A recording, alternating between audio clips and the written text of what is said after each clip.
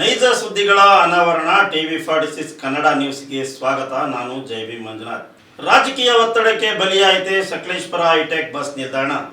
ಕಾಣದ ಕೈಗಳ ತಡೆಯಿಂದ ಕಾಮಗಾರಿ ಸ್ಥಗಿತದ ಆತಂಕ, ಸಾರ್ವಜನಿಕರಲ್ಲಿ ತೀವ್ರ ಅಸಮಾಧಾನ. ಸಕಲೇಶಪುರ ಪಟ್ಟಣದ ಹಳೆಯ ಬಸ್ ನಿಲ್ದಾಣದಲ್ಲಿ ನಿರ್ಮಾಣವಾಗುತ್ತಿರುವ ಹೈಟೆಕ್ ಬಸ್ ನಿಲ್ದಾಣದ ಕಾಮಗಾರಿಗೆ ರಾಜಕೀಯ ಒತ್ತಡ ಹಾಗೂ ಕಾಣದ ಕೈಗಳು ಅಡ್ಡಿಯಾಗಿವೆ ಎಂಬ ಆರೋಪ ದಟ್ಟವಾಗಿ ಕೇಳಿಬರುತ್ತಿದೆ. ಈ ಬಗ್ಗೆ ಹಿರಿಯ ಹೋರಾಟಗಾರರು ಹಾಗೂ ಸಾಮಾಜಿಕ ಕಾರ್ಯಕರ್ತರು ಮತ್ತು ಪ್ರಯಾಣಿಕರು ತಮ್ಮ ಅಭಿಪ್ರಾಯಗಳನ್ನು TV46 ನೊಂದಿಗೆ ಹಂಚಿಕೊಂಡಿದ್ದಾರೆ. ಕೇಳೋಣ ಬನ್ನಿ. ಸಕಲೇಶಪುರ ಪಟ್ಟಣದ ಹಳೆಯ ಬಸ್ ನಿಲ್ದಾಣದಲ್ಲಿ ನಿರ್ಮಾಣವಾಗುತ್ತಿರುವ ಹೈಟೆಕ್ ಬಸ್ ನಿಲ್ದಾಣ ಕಾಮಗಾರಿಗೆ ರಾಜಕೀಯ ಒತ್ತಡ ಹಾಗೂ ಕಾಣದ ಕೈಗಳ ಅಡ್ಡಿ ಎದುರಾಗುತ್ತಿದೆ ಎಂಬ ಆರೋಪ ಸಾರ್ವಜನಿಕ ವಲಯದಲ್ಲಿ ದಟ್ಟವಾಗಿ ಕೇಳಿಬರುತ್ತಿದೆ. ಹಾಸನ ಮಾರ್ಗಕ್ಕೆ ಸಂಚರಿಸುವ ಸಾವಿರಾರು ಪ್ರಯಾಣಿಕರಿಗೆ ಸೂಕ್ತ ತಂಗುದಾಣದ ಕೊರತೆಯಿಂದ ಹಲವು ವರ್ಷಗಳಿಂದ ಬಿಸಿಲು ಹಾಗೂ ಮಳೆಯಲ್ಲಿ ನಿಂತು ಬಸ್ಸಿಗಾಗಿ ಕಾಯಬೇಕಾದ ಪರಿಸ್ಥಿತಿ ನಿರ್ಮಾಣವಾಗಿತ್ತು. ಈ ಸಮಸ್ಯೆಯನ್ನು ಮನಗೊಂಡ ಶಾಸಕ ಸಿಮೆಂಟ್ ಮಂಜು ಅವರು ತಮ್ಮ ಪ್ರದೇಶಾಭಿವೃದ್ಧಿ ಅನುದಾನದಿಂದ ಸುಮಾರು 10 ಲಕ್ಷಕ್ಕೂ ಅಧಿಕ ವೆಚ್ಚದಲ್ಲಿ ಹೈಟೆಕ್ ಬಸ್ ನಿಲ್ದಾಣ ನಿರ್ಮಾಣ ಕಾಮಗಾರಿಗೆ ಚಾಲನೆ ನೀಡಿದ್ದರು. ಪ್ರಸ್ತುತ ಕಾಮಗಾರಿ ಸುಮಾರು 60% ಪೂರ್ಣಗೊಂಡಿದ್ದು ಶೀಘ್ರದಲ್ಲೇ ಸಾರ್ವಜನಿಕರ ಬಳಕೆಗೆ ಸಿದ್ಧವಾಗುವ ನಿರೀಕ್ಷೆ ಮೂಡಿಸಿತ್ತು. ಆದರೆ ಇದೀಗ ಕಾಮಗಾರಿ ಸ್ಥಗಿತಗೊಳ್ಳುವ ಸಾಧ್ಯತೆ ವ್ಯಕ್ತವಾಗಿರುವುದು ಸಾರ್ವಜನಿಕರಲ್ಲಿ ಆತಂಕಕ್ಕೆ ಕಾರಣವಾಗಿದೆ. ನಿರ್ಮಾಣ ನಡೆಯುತ್ತಿರುವ ಜಾಗವು ಸಬ್ ರಿಜಿಸ್ಟ್ರಾರ್ ಕಚೇರಿಯ ವ್ಯಾಪ್ತಿಗೆ ಸೇರಿದೆ ಎಂಬ ಕಾರಣ ಮುಂದಿಟ್ಟು ಸಂಬಂಧಪಟ್ಟ ಅಧಿಕಾರಿಗಳ ಮೇಲೆ ಒತ್ತಡ ಹೇರಿ ಕಾಮಗಾರಿ ಸ್ಥಗಿತಗೊಳಿಸಲು ಪ್ರಯತ್ನಿಸಲಾಗುತ್ತಿದೆ ಎಂಬ ಆರೋಪ ಕೇಳಿಬಂದಿದೆ. ಆದರೆ ಈ ಆರೋಪಗಳಿಗೆ ಸಂಬಂಧಿಸಿದಂತೆ ಅಧಿಕೃತ ದೃಢೀಕರಣ ಇನ್ನೂ ಲಭ್ಯವಾಗಿಲ್ಲ. ಈ ಬೆಳವಣಿಗೆಯಿಂದ ಪ್ರಯಾಣಿಕರು ಹಾಗೂ ಸ್ಥಳೀಯ ಸಾರ್ವಜನಿಕರು ತೀವ್ರ ಅಸಮಾಧಾನ ವ್ಯಕ್ತಪಡಿಸಿದ್ದಾರೆ. ಜನರ ಅನುಕೂಲಕ್ಕಾಗಿ ಆರಂಭಿಸಿರುವ ಕಾಮಗಾರಿಯನ್ನು ರಾಜಕೀಯ ಕಾರಣಗಳಿಂದ ತಡೆಯಬಾರದು. ಪ್ರಯಾಣಿಕರ ಹಿತಾಸಕ್ತಿಗೆ ಆದ್ಯತೆ ನೀಡಿ ಯಾವುದೇ ಅಡೆತಡೆಗಳಿಲ್ಲದೆ ಕಾಮಗಾರಿಯನ್ನು ಶೀಘ್ರ ಪೂರ್ಣಗೊಳಿಸಬೇಕು ಎಂದು ಸಾರ್ವಜನಿಕರು ಒತ್ತಾಯಿಸಿದ್ದಾರೆ.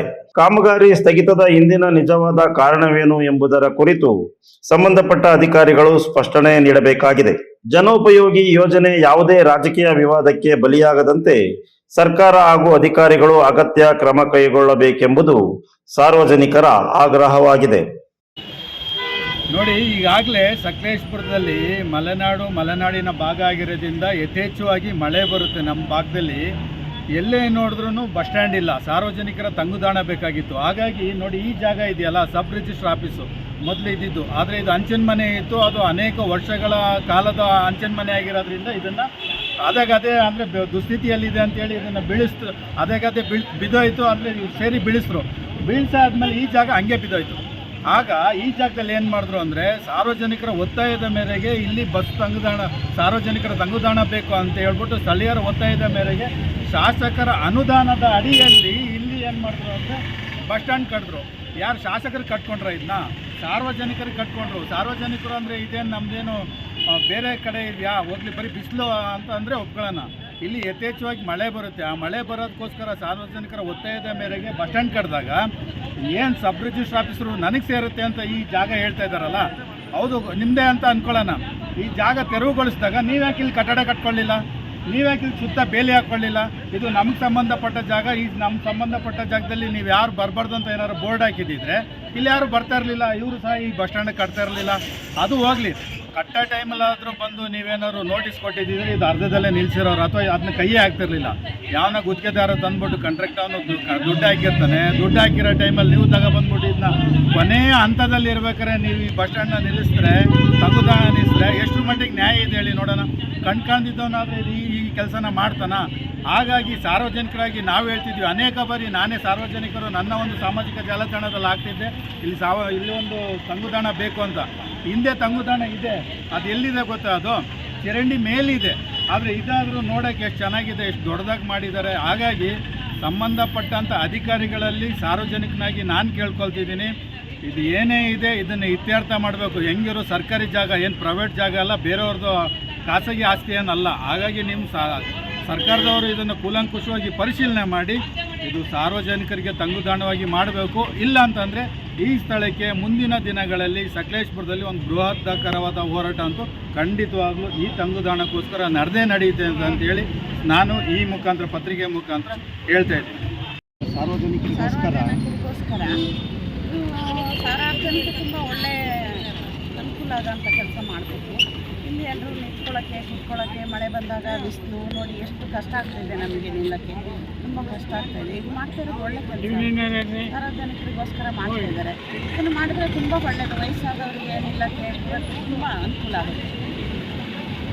ಮಾಡಬೇಕು ಇಂಥದ್ದೆಲ್ಲ ಒಳ್ಳೆ ಕೆಲಸ. ನಮ್ಮ ಹೆಸರು ಕೋಮಲ. ಸಾರ್ವಜನಿಕೆಯಾಗಿ ಮಾತಾಡ್ತಾ ಇದ್ದೀನಿ ಅಂದರೆ ಇಲ್ಲಿ ಸ್ಟೇ ಆರ್ಡ್ರು ತಂದಿದ್ದಾರಂತೆ. ಬಸ್ಸು ನಿಲ್ಲಬೇಕಾದ್ರೆ ಇವ್ರುಗಳೆಲ್ಲ ಪ್ಯಾಸೆಂಜರೆಲ್ಲ ಎಲ್ಲಿ ಕೂತ್ಕೋತಾರೆ, ನಿಲ್ಲಕ್ಕೂ ಕಷ್ಟ. ಮಕ್ಕಳು ಸ್ಕೂಲಿಗೆ ಹೋಗಬೇಕಾದ್ರೆ ಬಸ್ ಮಳೆ ಬಂದಾಗ ಬಿಸಿಲಿದ್ದಾಗ ತುಂಬ ಹಿಂಸೆ ಆಗುತ್ತೆ. ದಯವಿಟ್ಟು ಮಾಡಿಕೊಡಿ ಅಂತ ಕೇಳ್ಕೊತಿದ್ದೀನಿ. ಸಕಲೇಶಪುರದಲ್ಲಿ ಹಳೆ ಬಸ್ ನಿಲ್ದಾಣದ ಮುಂದೆ ಒಂದು ಸಾರ್ವಜನಿಕರಿಗಾಗಿ ಒಂದು ಕೂರ್ಲಿಕ್ಕೆ ಬಸ್ಸಿಗೆ ಹೋಗೋರಿಗೆ ಏನು ಇವತ್ತು ಬಸ್ ಸ್ಟಾಪ್ ಮಾಡ್ತಾಯಿದ್ರು, ಇದನ್ನು ಇವತ್ತು AC ಅವರು ಬಂದು ಮಾಡಬೇಡಿ ಅಂತ ನಿಲ್ಲಿಸಿದಾರಂತೆ. ಇದು ತುಂಬ ವರ್ಷಗಳಿಂದ ಕನಸಾಗಿತ್ತು. ಸಾರ್ವಜನಿಕರು ಅಲ್ಲಿ ಇಲ್ಲಿ ಪಾಪ ನಿಲ್ಲವರು ಮಳೆಯಲ್ಲಿ ಬಿಸಿಲಲ್ಲಿ ಆಗ್ತಿರಲಿಲ್ಲ. ಇದೊಂದು ಒಳ್ಳೆ ಕೆಲಸ ಮಾಡೋಕ್ಕೆ ಹೊರಟಿದ್ದಾರೆ. ಇದನ್ನು ಇವತ್ತು ಬಂದು AC ಅವರು ನಿಲ್ಲಿಸಿದ್ದಾರೆ. ಇದು ದಯಮಾಡಿ ಇದು ಏನೇ ಇರಲಿ ಸಾರ್ವಜನಿಕರಿಗೋಸ್ಕರ ಯಾವುದೇ ಪಕ್ಷ ಗೀಕ್ಷ ಏನು ನೋಡ್ದಲೆ ಇದನ್ನು ಸಾರ್ವಜನಿಕರಿಗೆ ಇದು ಆಗಲೇಬೇಕು. ಇದನ್ನು ಯಾವುದೇ ಕಾರಣಕ್ಕೂ ನಿಲ್ಲಿಸಬಾರ್ದು. ಇದನ್ನು ಏನಾದ್ರು ನಿಲ್ಲಿಸಿದ್ರೆ ಮುಂದಿನ ದಿನಗಳಲ್ಲಿ ಇಲ್ಲೇ ಕೂತ್ಕೊಂಡು ಹೋರಾಟ ಮಾಡ್ತೀವಿ ಅಂತ ಹೇಳಿ ಇದನ್ನು ತುಂಬ ಅವಶ್ಯಕತೆ ಇದೆ. ಜನಗಳಿಗೋಸ್ಕರ ಇದನ್ನು ಯಾವುದೇ ಕಾರಣಕ್ಕೂ ತೆಗಿಬಾರ್ದು. ಇದನ್ನು ಏನೇ ಸಮಸ್ಯೆ ಇರ್ಬೋದು, ಸಬ್ ರಿಜಿಸ್ಟರ್ ಆಗಲಿ ಯಾವುದೋ ಮುನ್ಸಿಪಾಲ್ಟಿದಾಗಲಿ ಏನೇ ಇರಲಿ, ಬಟ್ ಬೇರೆ ಯಾರಿಗೂ ಮಾಡ್ತಾ ಇಲ್ಲ. ಇದು ಸಾರ್ವಜನಿಕರಿಗೋಸ್ಕರ ಇರೋದು. ಸಾರ್ವಜನಿಕರಿಗೋಸ್ಕರ ಏನಾದ್ರು ಬದಲಾವಣೆ ಮಾಡಿ ಇದನ್ನು ಇಲ್ಲೇ ಇರಬೇಕು, ಇದನ್ನು ತೆಗಿಬಾರ್ದು ಅಂತೇಳಿ ಈ ಮೂಲಕ ಒತ್ತಡ ಮಾಡ್ತಿದ್ದೀವಿ. ಆದರಣೀಯ ಬಂಧುಗಳೇ, ಸಕಲೇಶಪುರದಲ್ಲಿ ಯಾವುದೇ ಒಂದು ಕೆಲಸ ಆಗಬೇಕಾದ್ರೂ ಹೋರಾಟದಿಂದಲೇ ಮಾಡಬೇಕಾದಂಥ ಪರಿಸ್ಥಿತಿ ಬಂದೋಗಿದೆ. ಈಗ ಇತ್ತೀಚೆಗೆ ಮಾತ್ರ ಯಾವುದೇ ಕೆಲಸ, ಒಂದು ಕೆಲಸ ಕೂಡ, ಯಾವುದೇ ಅಭಿವೃದ್ಧಿ ಕೆಲಸ ಆಗಲಿಕ್ಕೆ ಯಾರು ಕೂಡ ಇಲ್ಲಿ ಬಿಡ್ತಾ ಇಲ್ಲ.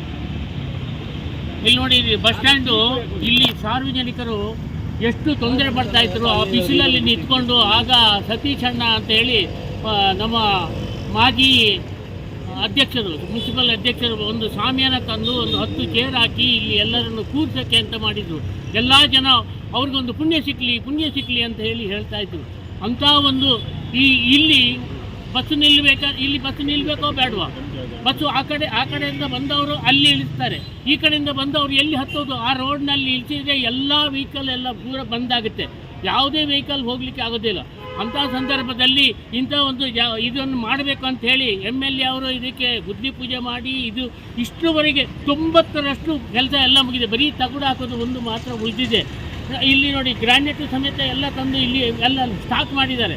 ಇನ್ನು ಎರಡು ದಿವಸದಲ್ಲಿ ಅದಕ್ಕೆ ಬಂದು ಸಬ್ ರಿಜಿಸ್ಟರ್ ಬಂದು ಇಲ್ಲಿ ಸಬ್ ರಿಜಿಸ್ಟರ್ ಆಫೀಸ ಆ ಊರದ್ದು ಜಾಗ ಆದರೆ ಇವತ್ತಿನವರೆಗೆ ಅವರು ಏನು ಮಾಡ್ತಾಯಿದ್ರು? ಎಲ್ಲಿ ಹೋಗಿದ್ರು ಅವರು? ಆ ಸಬ್ ರಿಜಿಸ್ಟ್ರು ಏನು ಇಲ್ಲೇ ಇರ್ತಾರ? 3 ದಿವಸಕ್ಕೊಬ್ಬರು ಚೇಂಜ್ ಆಗ್ತಾರೆ ಅಂತ. ಚೇಂಜ್ ಆಗಿ ಎಲ್ಲ ಅವ್ರಿಗೆ ಬೇಕಾದರೆ ಇಷ್ಟೊತ್ತು ಕಟ್ಟಿಲ್ಲ. ಯಾಕೆ ಅವರು ಕಟ್ಟಬೇಕಾಯ್ತು ಇಷ್ಟವರೆಗೆ? ಇದನ್ನು ನೇರವಾಗಿ ನಾನು MLAಗೂ ಕೂಡ ಹೇಳಿದ್ದೀನಿ. ಇದ್ರ ಪರವಾಗಿ ನಾನು ಹೋರಾಟ ಮಾಡ್ತೀನಿ. ಇದು ಆಗಲೇಬೇಕು, ಇದಕ್ಕೆ ತಗಡು ಹಾಕಬೇಕು. ಸಾರ್ವಜನಿಕರಿಗೆ ಇಲ್ಲಿ ಒಂದು ಬಸ್ ಹತ್ತಲಿಕ್ಕೆ ಒಂದು ಶೆಡ್ ಬೇಕೇ ಬೇಕು. ಈಗ ಮಳೆ ಶುರುವಾದರೆ, ಈಗ ಮೊನ್ನೆ ಮಳೆಯಲ್ಲಿ ಒಂದೇ ಒಂದು ಜನ ಇಲ್ಲಿ ನಿಲ್ಲಕ್ಕೆ ಆಗ್ತಿರಲಿಲ್ಲ. ಎಲ್ಲ ಆ ಅಂಗಡಿ ಒಳಗಡೆ ಎಲ್ಲೆಲ್ಲಿ ಹೋಗಿ ನಿಲ್ತಾಯಿದ್ರು. ಅಂತ ಒಂದು ಅವ್ಯವಸ್ಥೆ ಇಲ್ಲಿ ಆಗ್ತಾಯಿದೆ. ಅಂಥ ಸಂದರ್ಭದಲ್ಲಿ ಒಂದು ಮಾಡ್ತೀವಿ ಅಂತ ಹೊರಟಾಗ ಇದಕ್ಕೆ ಎಲ್ಲ ತಡೆ ಹೊಡ್ತಾರೆ ಅಂದರೆ ಇದಕ್ಕೆ ಏನು ಹೇಳಬೇಕಂತ ಗೊತ್ತಾಗ್ತಾ ಇಲ್ಲ. ಆದ್ದರಿಂದ ಇದನ್ನು ನಾನು ಹೋರಾಟ ಮಾಡಿ ನಮ್ಮ ಸಂಘಟನೆಯಿಂದ ಹೋರಾಟ ಮಾಡಿ AC ಆಫೀಸಿನ ಮುಂದೆನೇ ಕೊಡ್ತೇನೆ. ಈಗ ಬೆಳಿಗ್ಗೆ ಬಂದು ಇಲ್ಲಿ JCP ಎಲ್ಲ ಇಲ್ಲಿ ಕೆಲಸ ಮಾಡ್ತಾ ಇತ್ತಂತೆ. ಅಂಥ ಸಂದರ್ಭದಲ್ಲಿ AC ಅವರು ಬಂದು ಇದನ್ನೆಲ್ಲ ನಿಲ್ಲಿಸಿದ್ರಂತೆಲ್ಲ. ಯಾಕೆ ನಿಲ್ಲಿಸಿದ್ರು? ಹಾಗಾದರೆ ಜನಕ್ಕೇನು ಉಪಯೋಗ ಆಗೋದಿಲ್ಲ ಅಂತಲ್ಲ? ಇದು ಉಪಯೋಗ ಆಗಬಾರ್ದು ಅಂತ ಇದೆಯಾ AC ಅವರಿಗೆ? ನಾವೇನು ಇಲ್ಲಿಯ ಜನಗಳು ಏನು ಕುರಿಗಳ? ನಾವು ನಮಗೇನು ಒಂದು ಬೆಲೆನೇ ಇಲ್ವ? ಹಾಗಾದರೆ ಇಷ್ಟೊಂದು ಜನ ಇಲ್ಲಿ ಬಸ್ ಹತ್ತೋದು ಇವನ್ನೆಲ್ಲ ನೀವು ಕೂಡ ನೋಡ್ತಾ ಇದ್ದೀರಿ, ಸಾರ್ವಜನಿಕರು ಎಲ್ಲರೂ ಕೂಡ ನೋಡ್ತಾ ಇದ್ದೀರಲ್ಲ. ಇಂಥ ಒಂದು ಇದನ್ನು ತಂದು ಇಲ್ಲಿ ಹಾಕ್ತಾರಲ್ಲ. AC ಅವರೇನು ಇಲ್ಲೇ ಇರ್ತಾರ? AC ಯಾವಾಗ ಎಷ್ಟು ಜನ AC ಬಂದು ಹೋದರು? ಇದು ಎಷ್ಟು ವರ್ಷ ಆಯಿತು ಇದು ಹಾಳು ಬಿದ್ದು? ಇದಕ್ಕೆ ಮಣ್ಣು ತುಂಬಿಸುವಾಗ ಯಾರು ಬಂದಿಲ್ಲ. ಇದು ಇಲ್ಲೇ ನೌಕರರ ಸಂಘದವರು ಇದನ್ನೆಲ್ಲ ಅಕ್ವೈರ್ ಮಾಡ್ತೀವಿ ಅಂತ ಹೋರಾಟ ಮಾಡಿದವನು ನಾನು. ಯಾರು ಬಂದಿಲ್ಲ. ನಮ್ಮ ಸಂಘಟನೆ ವತಿಯಿಂದ ಎಲ್ಲ ಓಡಿ ಅದನ್ನೆಲ್ಲ ತಡೆದು ಇದು ಈ ಸಾರ್ವಜನಿಕರ ಸೊತ್ತು, ಇದು ಸರ್ಕಾರದ ಸೊತ್ತು ಅಂತೇಳಿ ನಾವು ಹೋರಾಟ ಮಾಡಿದ್ದು. ಆವಾಗ ಯಾರು ಬಂದಿದ್ರು? AC ಬಂದಿದ್ರೇನ್ರಿ? ಆ ಸಬ್ ರಿಜಿಸ್ಟ್ರ್ ಬಂದಿದ್ರಲ್ಲ ಇಲ್ಲಿಗೆ? ನಾವೆಲ್ಲ ಹೋರಾಟ ಮಾಡಿ ಇದನ್ನು ಬಿಡಿಸ್ಕೊಂಡಿದ್ದು.